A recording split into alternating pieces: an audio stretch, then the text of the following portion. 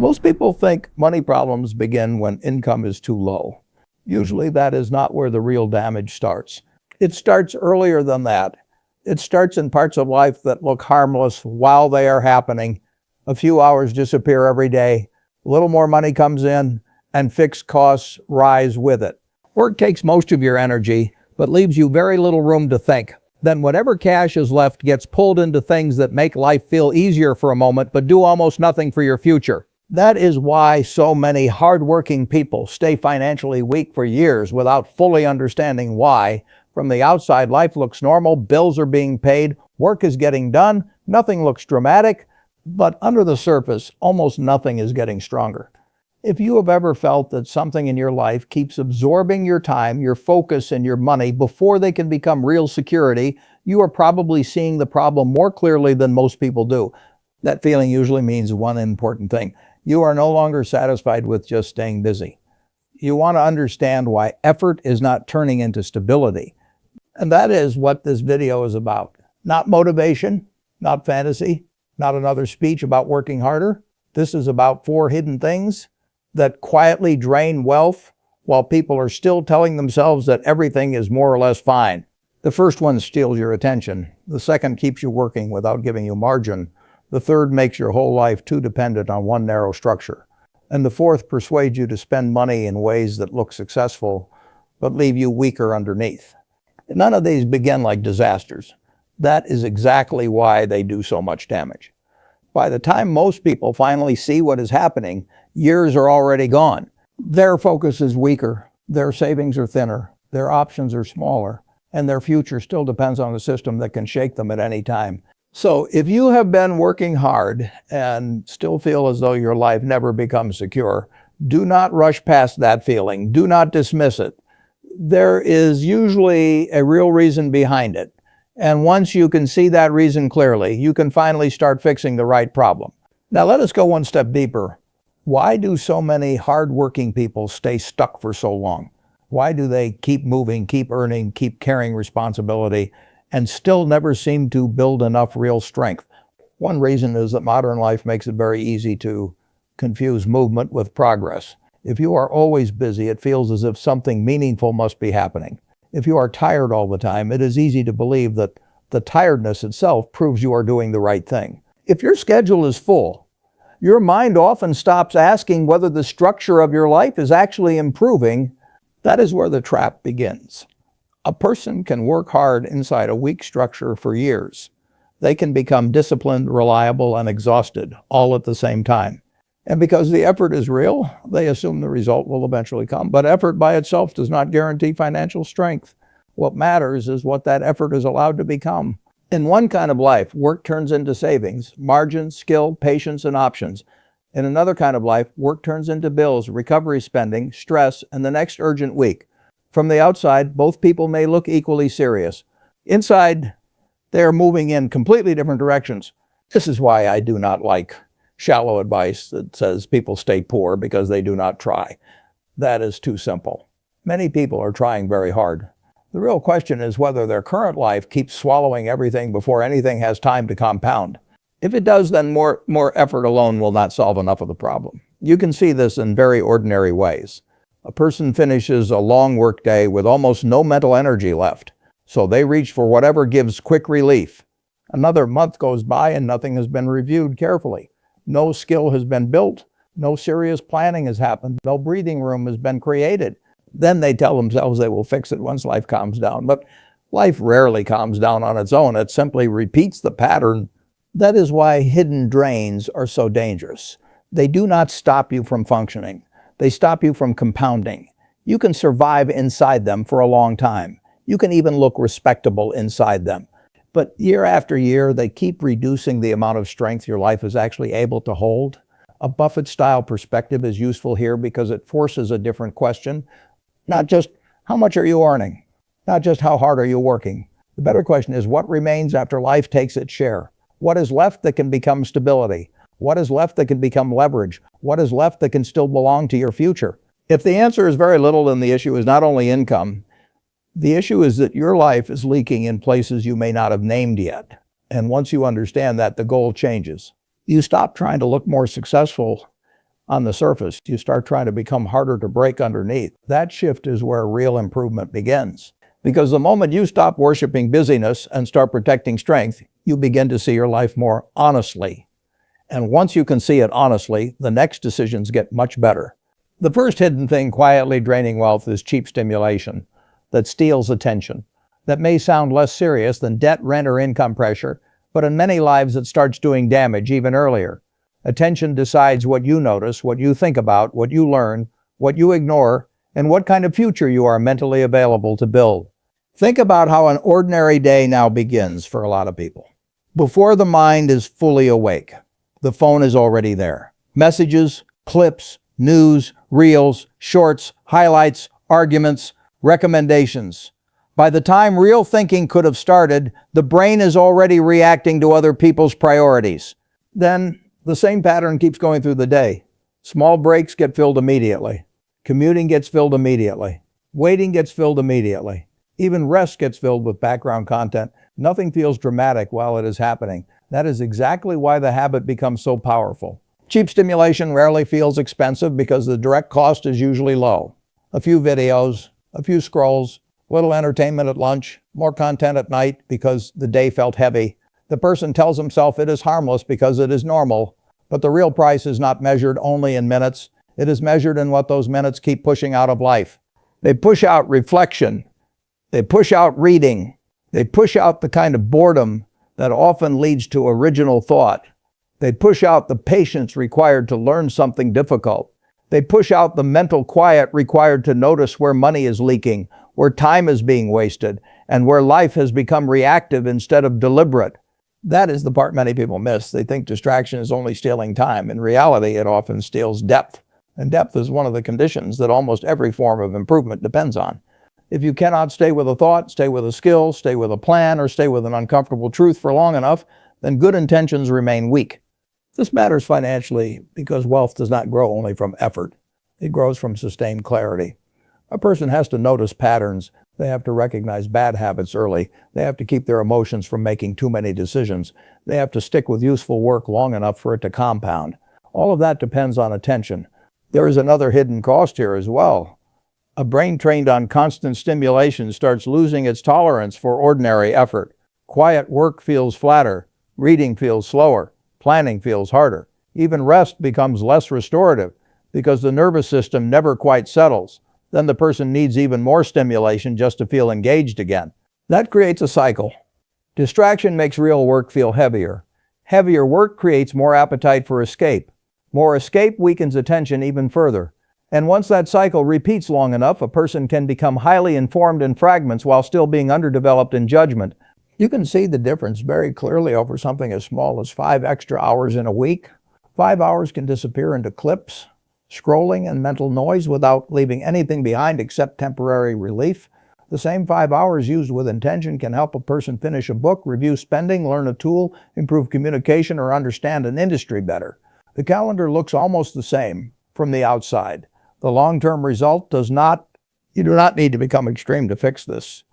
You do not need to throw away every device and disappear from modern life, but you do need some protected territory.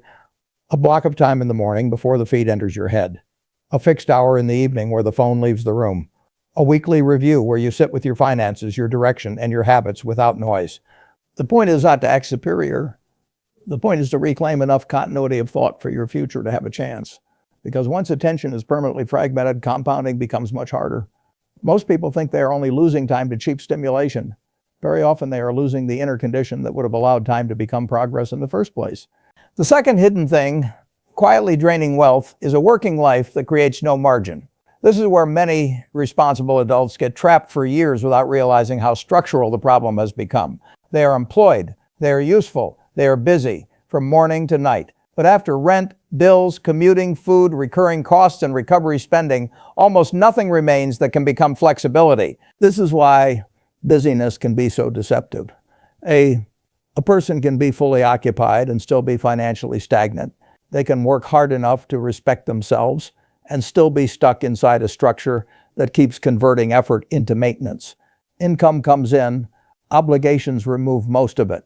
Fatigue builds. Some money gets spent to make the fatigue more bearable. Then the cycle starts again. From the outside, that life can look respectable. The person wakes up early, shows up on time, carries responsibility, keeps going.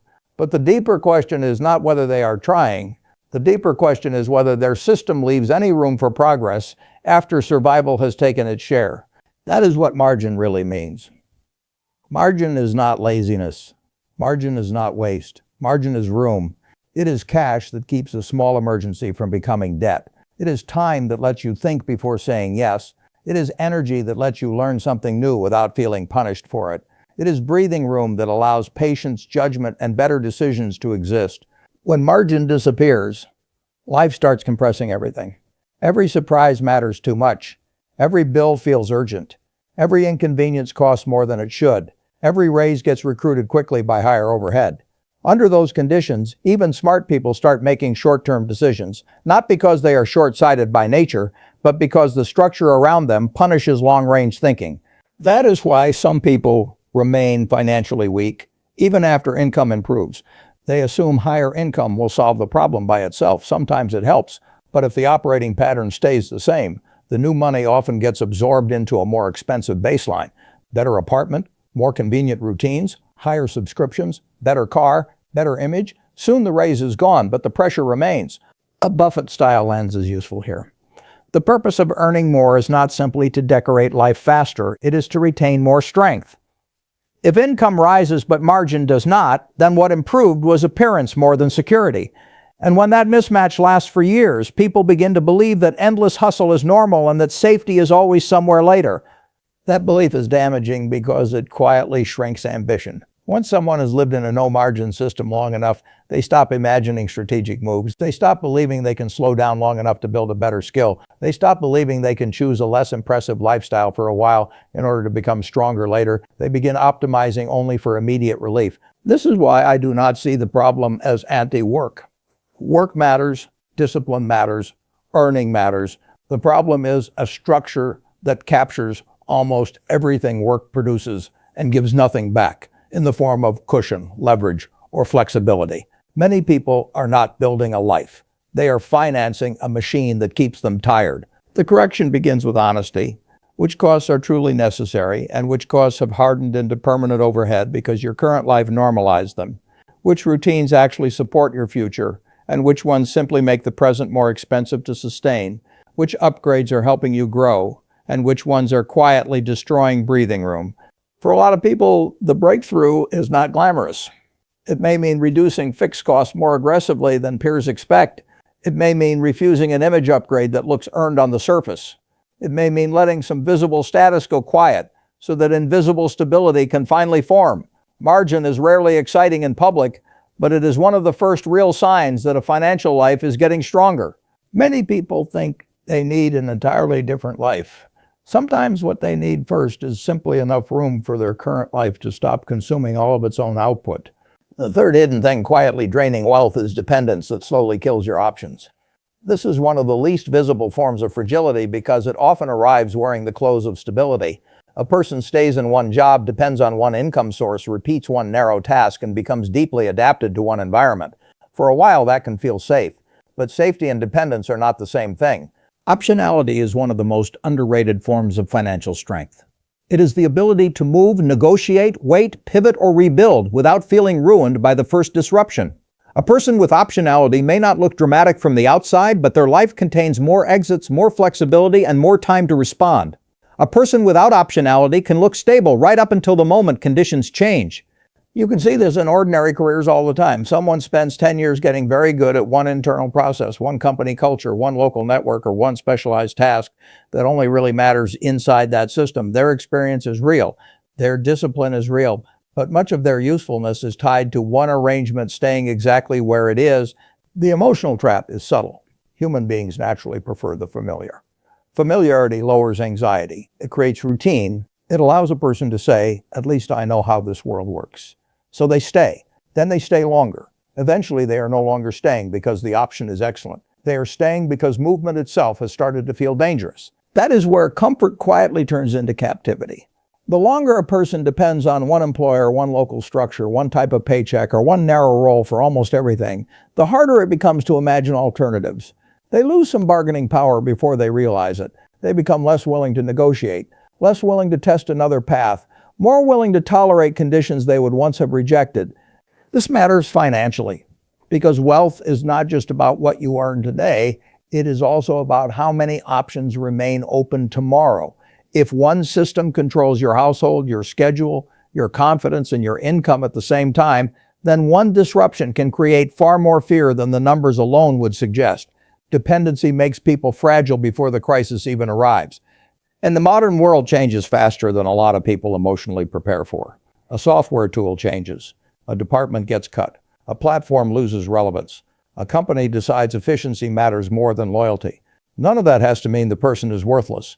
But if their identity, income, and confidence were all tied to one narrow arrangement, the shock feels personal and total. A Buffett-style mindset sees this clearly. Strong financial lives are rarely built on total dependence. They are built on positions that become harder to corner.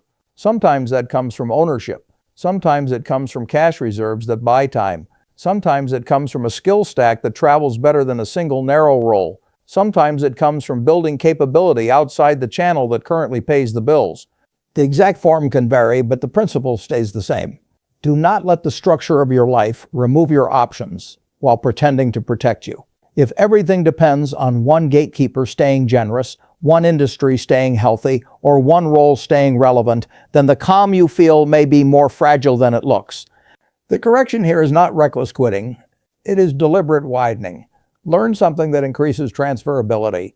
Build a second layer of usefulness. Strengthen relationships outside the narrow lane you already know. Create some savings, however modest, that buy you time.